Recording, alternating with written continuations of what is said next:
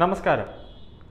തിരഞ്ഞെടുപ്പ് സമയത്ത് കോൺഗ്രസിൽ പ്രധാന പദവി വഹിക്കുന്ന നേതാക്കൾ രാജിവെക്കുന്നത് കോൺഗ്രസിനെ സംബന്ധിച്ച് വലിയ തലവേദനയും അതുപോലെ തന്നെ കനത്ത തിരിച്ചടിയുമാണ്. രാജിവെക്കുന്ന പല നേതാക്കളും തിരഞ്ഞെടുപ്പിൽ മത്സരിച്ചാൽ വലിയ വിജയസാധ്യത ഉള്ളവരാണ്.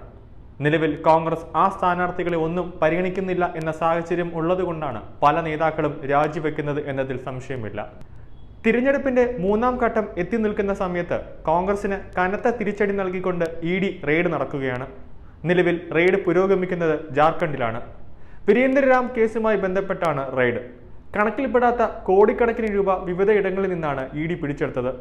സംസ്ഥാന ഗ്രാമവികസന മന്ത്രി ആലംഗീർ ആലത്തിന്റെ പേഴ്സണൽ സെക്രട്ടറി സഞ്ജീവ് ലാവന്റെ വീട്ടുജോലിക്കാരനുമായി ബന്ധപ്പെട്ട ഇടങ്ങളിൽ നിന്നാണ് 20 കോടിയോളം രൂപ ഇഡി പിടിച്ചെടുത്തത്. ഇപ്പോഴും റെയ്ഡ് തുടരുന്നുണ്ട്. അതുപോലെ തന്നെ പിടികൂടിയ നോട്ടുകൾ ഇപ്പോഴും എണ്ണി തീർന്നിട്ടില്ല. ഏതാണ്ട് 30 കോടിയിലേറെ രൂപയാണ് ഇഡി വൃത്തങ്ങൾ കണ്ടെടുത്തത്. ജാർഖണ്ഡ് ഗ്രാമവികസന വകുപ്പിലെ പദ്ധതി നടത്തിപ്പിലെ ക്രമക്കേടുമായി ബന്ധപ്പെട്ട കള്ളപ്പണം വെളുപ്പിക്കൽ കേസിലാണ് ഇഡി റെയ്ഡ് നടക്കുന്നത്. വകുപ്പ് മേധാവി വീരേന്ദ്ര കെ റാം കേസുമായി ബന്ധപ്പെട്ട് കഴിഞ്ഞ വർഷം ഫെബ്രുവരിയിൽ ഇഡി അറസ്റ്റ് ചെയ്തിരുന്നു. 25 കോടിയിലകം തുക ഇതിനോടകം കണ്ടുകെട്ടിയതായാണ് വിവരം. 2019 ഇയാളുടെ കീഴുദ്യോഗസ്ഥരിൽ നിന്ന് പോലീസ് വൻ തുക പിടിച്ചെടുത്തിരുന്നു.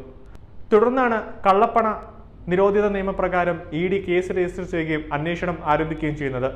ചില പദ്ധതികൾ നടപ്പാക്കിയതിലെ ക്രമക്കേടുമായി ബന്ധപ്പെട്ട കള്ളപ്പണം വെളുപ്പിക്കൽ കേസിൽ 2023 ഫെബ്രുവരിയിൽ വീരേന്ദ്ര കെ റാമിനെ ഇഡി അറസ്റ്റ് ചെയ്തിരുന്നു.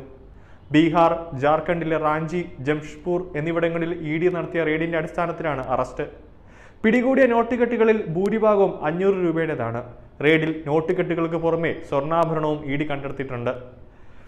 ലോക്സഭാ തിരഞ്ഞെടുപ്പിൽ ഇനി ദിവസങ്ങൾ മാത്രം ബാക്കി നിൽക്കുകയും ഇനിയും പല സ്ഥലങ്ങളിൽ തിരഞ്ഞെടുപ്പ് നടക്കാൻ ഇനി ദിവസങ്ങൾ മാത്രം ബാക്കി നിൽക്കെ ഇഡിയുടെ റെയ്ഡ് കോൺഗ്രസിന് വരുത്തിവെച്ച തലവേദന ചെറുതല്ല. ഇതിലൂടെ അധികാരവും പണവും മാത്രം മോഹിച്ചാണ് കോൺഗ്രസ് ഭരണം നടത്തുന്നതെന്നാണ് വ്യക്തം. കൂടുതൽ വാർത്തകൾ അറിയുവാനായി ഈ ചാനൽ സബ്സ്ക്രൈബ് ചെയ്ത് ഫോളോ ചെയ്യുക.